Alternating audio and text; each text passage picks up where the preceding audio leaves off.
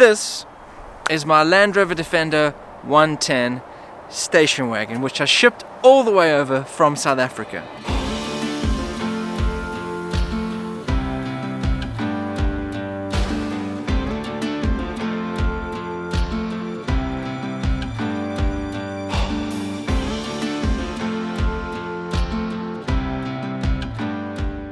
Back in 2019, before the world ended, my family and I decided to move over to South Africa and spend some time on our family farm. Then the world ended. Then it started again, and we decided to move back to the UK, and I made a whole bunch of videos on that you should check out. And so since the UK is now our home, I wanted to bring over a little slice of South Africa. I've always loved Land Rovers.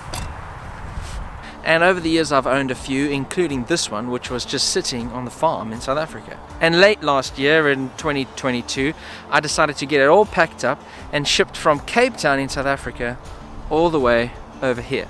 In order to do that, I used a company called My Car Imports, and they were absolutely brilliant from start to finish. I'm not being sponsored to say that, I'm just a regular customer. They are based up in Derby, and I live down in the southeast of the UK. So after the vehicle was ready and licensed and taxed and insured, I had to make my way from here all the way up to there to collect the car.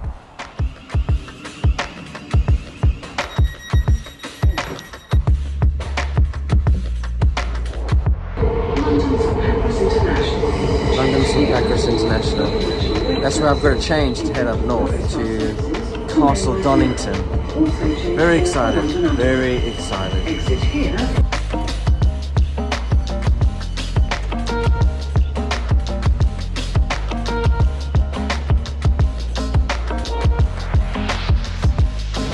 good. It's very good.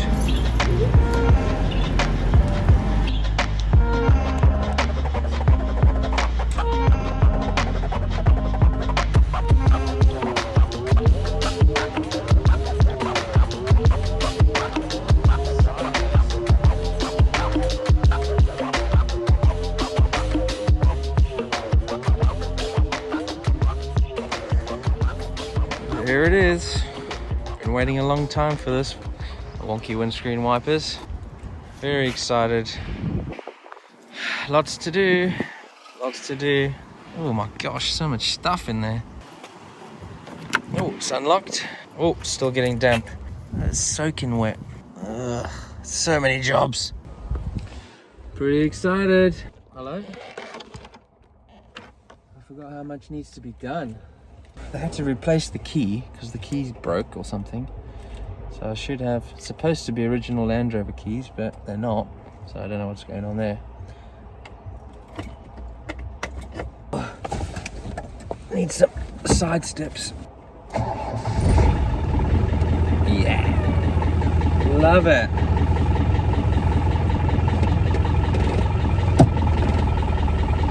It's gonna be a long drive home. Oh my gosh. So much to do. All right, let me go and fill in some paperwork. It's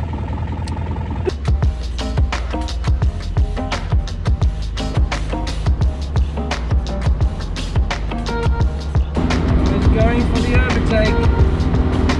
Might take a while.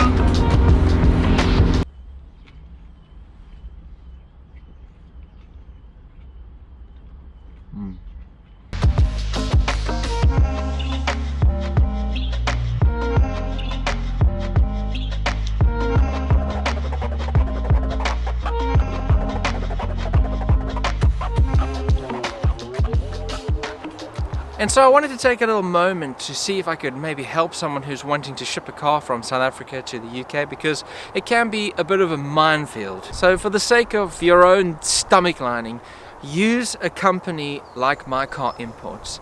It costs a little bit extra, but it is so worth it. And unless you have connections in the shipping industry or you hate yourself, it's a ton of stuff to do. And so why would you, as the average Joe, try and take that on? Let the pros do it. Then you can carry on with your life. Buy stuff to bolt onto the Defender rather than filling out licensing papers and police clearances and DVLA things and MOTs. Let them do it. It's so worth the extra money. A neat little trick that we used for this particular vehicle was because we had lived in South Africa and we had owned this vehicle for more than 6 months while living in South Africa, and we were coming to the UK or returning to the UK, we could apply for a TOR, a transfer of residency. And what that allows you to do is to bring your personal vehicle into the country without paying import duties and without paying VAT. It really helps a lot. This is something that you apply for through the HMRC. It's a very, very simple process. You give them all the details. It doesn't cost you anything. And you get to pack the car full of your personal effects, all your stuff, as long as you make a list for customs so that they know that there's nothing dodgy coming into the country. You're golden. And that kind of bled into my second little tip for this was use it as a shipping container. It's a safe, secure, well, Defenders aren't that safe, are they? Or secure. But you can put your stuff in there. You can't fly over with bedding and crockery and cutlery and all the other stuff. You don't want to spend a huge amount of money on a container to put all your stuff in. So put the stuff in your car, put your car in the container, and you kind of kill 2 birds with 1 stone. So what's my plan with this Land Rover? Well, it's a Land Rover, and you know the saying goes, Land Rovers make mechanics, which basically means you're going to be working on it and you're going to know every single bolt and screw and nut on the whole thing, because the whole thing is going to fail or break or need to be put back together. But I love it. I love the blank canvas of it. I love the fact that it can come apart and go back together, and a simpleton like me can buy parts and modify it and fix it, and they're just fantastic vehicles. They're so fun. Kids love them. This car has been in this country for a week, and it has started so many conversations with people coming up to me.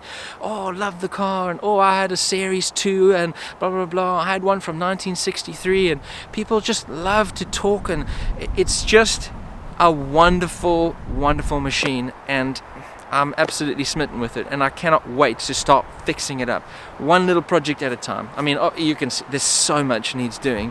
The wonky windscreen wipers need attention. The gear knob is broken. The dashboard is broken. The cubby box needs a new one. The seats need to be recovered. The rusty bolts need to be removed. The door cards, front and back, need to be replaced. The steering wheel has been eaten by the sun. The fan doesn't work. The dashboard rattles and is broken. And the driver's footwell is always wet. The headliner needs to be redone. And the windscreen needs new rubbers so it doesn't leak. Plus, I'd love to get some new tires. But I'm excited about that. So, as budget and time allows, I'm going to be going through and fixing this vehicle up and hopefully turning it into a really nice driving, reliable car that we can go camping with and do adventures and stuff and explore the UK a little bit, and maybe one day take over to like Morocco or Portugal or something like that. That would be awesome. Lots to sort out, lots to do. I'm very excited. So stay tuned. If you want to see this Land Rover look pretty much the same but be like way more reliable, then keep watching. Thanks again, and see you very, very, very soon.